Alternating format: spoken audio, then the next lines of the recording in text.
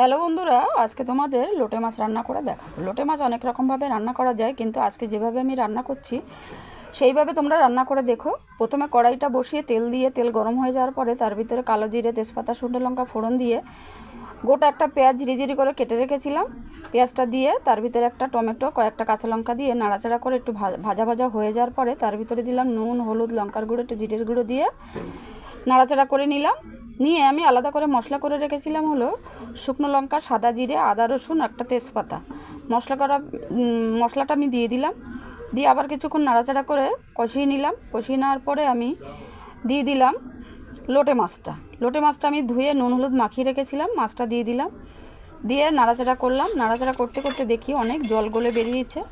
জলটা শুকাতে টাইম লাগবে, ওই জন্য আমি কিছুক্ষণ বাদে বাদে নাড়াচাড়া করে করে জলটা শুকিয়ে নিয়ে আসলাম।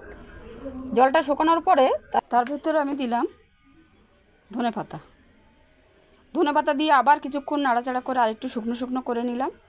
করে নিয়ে নামানোর কিছুক্ষণ আগে একটুখানি চিনি দিয়ে দিলাম। চিনিটা দিয়ে আবার কিছুক্ষণ নাড়াচাড়া করে যখন একদম শুকনো শুকনো হয়ে আসছে তখন আমি নামিয়ে নিলাম।